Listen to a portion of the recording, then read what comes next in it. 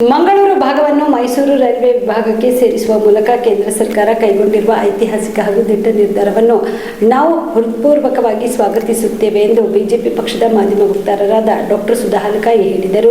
ಕಲಬುರಗಿಯ ಪತ್ರಿಕಾ ಭವನದಲ್ಲಿ ಕರೆದ ಸುದ್ದಿಗೋಷ್ಠಿಯನ್ನು ಉದ್ದೇಶಿಸಿ ಮಾತನಾಡಿದ ಅವರು, ಬಹುವರ್ಷಗಳ ಹೋರಾಟದ ಫಲವಾಗಿ ಈ ಮಹತ್ವದ ನಿರ್ಧಾರ ಕೈಗೊಳ್ಳಲು ಕೇಂದ್ರದ ಸಚಿವರಾದ ಅಶ್ವಿನ್ ವೈಷ್ಣವ್, ಕೇಂದ್ರ ಸಚಿವರಾದ ವಿ ಸೋಮಣ್ಣ, ಸಂಸದರಾದ ಬ್ರಿಜೇಶ್ ಚೌಟ ಹಾಗೂ ಶ್ರೀನಿವಾಸ ಪೂಜಾರಿ ಸೇರಿದಂತೆ ಈ ಭಾಗದ ಜನಪ್ರತಿನಿಧಿಗಳು ನಡೆಸಿದ ನಿರಂತರ ಪ್ರಯತ್ನ ಶ್ಲಾಘನೀಯವಾಗಿದೆ. ಈ ಹಿಂದೆ ಮಂಗಳೂರು ಭಾಗವನ್ನು ಪಾಲಕ್ಕಾಡ್ ರೈಲ್ವೆ ವಿಭಾಗಕ್ಕೆ ಸೇರಿಸಲಾಗಿತ್ತು. ಅದರ ಪರಿಣಾಮವಾಗಿ ಈ ಭಾಗದ ರೈಲ್ವೆ ಅಭಿವೃದ್ಧಿಗೆ ಸಂಬಂಧಿಸಿದ ಅನೇಕ ನಿರ್ಧಾರಗಳು ಪಾಲಕ್ಕಾಡ್ ವಿಭಾಗ, ಕೊಂಕಣಿ ರೈಲ್ವೆ ಸೇರಿದಂತೆ ವಿವಿಧ ವ್ಯವಸ್ಥೆಗಳ ನಡುವೆ ಸಿಲುಕಿಕೊಂಡು ಅಭಿವೃದ್ಧಿಯ ವೇಗಕ್ಕೆ ತೊಂದರೆಯಾಗುತ್ತಿತ್ತು. ಇದೀಗ ಮಂಗಳೂರು ಭಾಗವನ್ನು ಮೈಸೂರು ವಿಭಾಗಕ್ಕೆ ಸೇರಿಸಿರುವುದರಿಂದ ಕರ್ನಾಟಕದ ರೈಲ್ವೆ ಸಂಪರ್ಕ ಹಾಗೂ ಒಟ್ಟಾರೆ ಅಭಿವೃದ್ಧಿಗೆ ಹೊಸ ಅವಕಾಶಗಳು ತಂದುಕೊಟ್ಟಿವೆ. ಬೆಂಗಳೂರು, ಮೈಸೂರು, ಮಂಗಳೂರು ಮಾರ್ಗದ ಜೊತೆಗೆ ಉಡುಪಿ, ಕಾರವಾರ ಸೇರಿದಂತೆ ಕರಾವಳಿ ಭಾಗಗಳಿಗೆ ಹೆಚ್ಚಿನ ರೈಲು ಸೇವೆಗಳು, ಮೂಲ ಸೌಕರ್ಯ ಅಭಿವೃದ್ಧಿ ಹಾಗೂ ಹೊಸ ಯೋಜನೆಗಳಿಗೆ ವೇಗ ಸಿಗುವ ನಿರೀಕ್ಷೆ ಇದೆ ಎಂದರು. ಇನ್ನು ಕಲಬುರಗಿಯಿಂದ ಬೆಂಗಳೂರು ರಾಜಧಾನಿ 2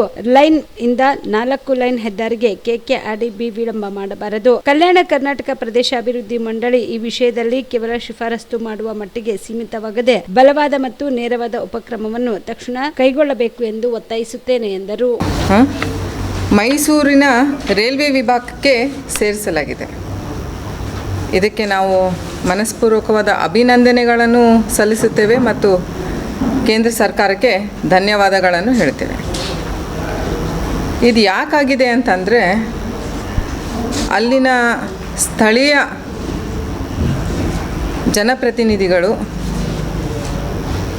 ಬ್ರಿಜೇಶ್ ಚೌಟ ಆಗಲಿ, ಶ್ರೀನಿವಾಸ್ ಪೂಜಾರಿಯವರಾಗಲಿ, ಕೇಂದ್ರ ಸರ್ಕಾರದ ರೈಲ್ವೆ ಮಂತ್ರಿಗಳಾದ ಅಶ್ವಿನ್ ವೈಷ್ಣವ್ ಅವರು ಮತ್ತು ವಿ ಸೋಮಣ್ಣ ಅವರಿಗೆ ಸತತವಾಗಿ ಈ ಒಂದು ಮಂಗಳೂರಿನ ಭಾಗವನ್ನು ಮೈಸೂರಿಗೆ ಶಿಫ್ಟ್ ಮಾಡಲು ಸತತವಾಗಿ ಅವರು ಪ್ರಯತ್ನ ಮಾಡಿದ್ದಾರೆ. ಮೊದಲು ಇದು ಪಾಲಕ್ಕಾಡಲ್ಲಿತ್ತು, ಅಂದರೆ ಕೇರಳ ಭಾಗಕ್ಕೆ ಸೇರಿತ್ತು. ಇದು ಸುಮಾರು ಏನಿಲ್ಲ ಅಂದರೆ 500 ಕೋಟಿ ರೆವೆನ್ಯೂ ಆ ಭಾಗಕ್ಕೆ ಹೋಗ್ತಾ ಇತ್ತು. ಅದೇನು ಭಾರತದ ವಿಭಿನ್ನ ಭಾಗ ಅಲ್ಲ, ಅದೂ ನಮ್ಮ ದೇಶದ ಭಾಗ. ಬಟ್ ಈಗ ಏನಾಗ್ತಾ ಇದೆ, ಇದು ಮತ್ತೆ ಕರ್ನಾಟಕದ ರೆವೆನ್ಯೂಗೆ ಬರುತ್ತೆ. ಇದು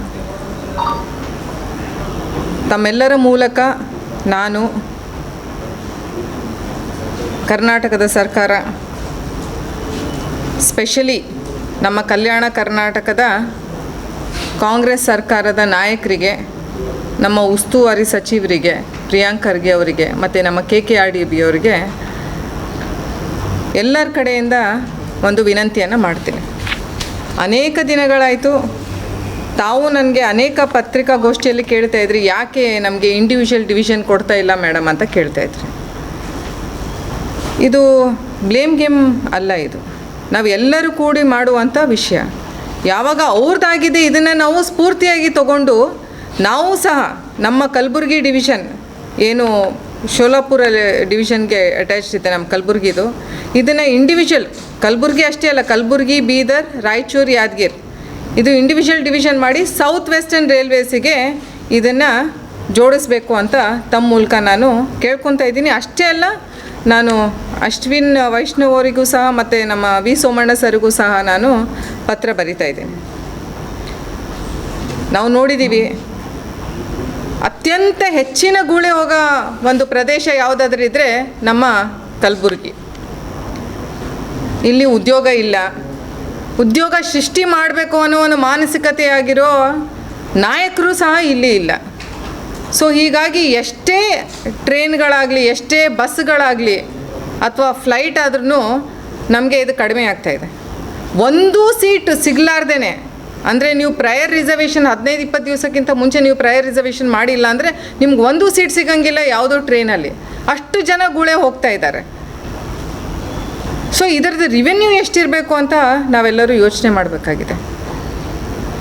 ಇದಕ್ಕೆ ನಮಗೆ ಶಾಬದಿ ಮಲ್ಟಿ ಸ್ಪೆಷಾಲಿಟಿ ಹಾಸ್ಪಿಟಲ್ ಮತ್ತು ಟ್ರಾಮಾ ಕೇರ್ ಸೆಂಟರ್ 24/7 ತುರ್ತು ಚಿಕಿತ್ಸಾ ಸೌಲಭ್ಯ ಉಳ್ಳ ಆಸ್ಪತ್ರೆ. ಕಲಬುರಗಿ ಜಿಲ್ಲೆಯ ಖ್ಯಾತ ಹಿರಿಯ ಅನುಭವಿ ವೈದ್ಯರ ನೇತೃತ್ವದಲ್ಲಿ orthopaedic, ENT, neuro surgery, general surgery, general medicine, urology, gastro surgery, paediatric, obstetrics, gynaecology, cardiology, neurology, arthroplasty, arthroscopy, spine surgeries ಸೇರಿದಂತೆ OPD, IPD, ICU, NICU, ultrasound, 2D echo, laboratory, major OT ಸೌಲಭ್ಯದೊಂದಿಗೆ ಎಲ್ಲ ರೋಗಕ್ಕೂ ಒಂದೇ ಸೂರಿನಡಿ ರಿಯಾಯಿತಿ ದರದಲ್ಲಿ ಶಾಬದಿ ಮಲ್ಟಿ ಸ್ಪೆಷಾಲಿಟಿ ಹಾಸ್ಪಿಟಲ್ ಮತ್ತು trauma care centre 24/7 emergency ಚಿಕಿತ್ಸೆ ನೀಡಲಾಗುವುದು. ಹೆಚ್ಚಿನ ಮಾಹಿತಿಗಾಗಿ ಸಂಪರ್ಕಿಸಿ ಶಾಬದಿ ಮಲ್ಟಿ ಸ್ಪೆಷಾಲಿಟಿ ಹಾಸ್ಪಿಟಲ್ ಮತ್ತು trauma care centre, STBT bus stand, Dargah road, ಸಂತ್ರಸ್ವಾಡಿ, Kalaburagi. Mobile number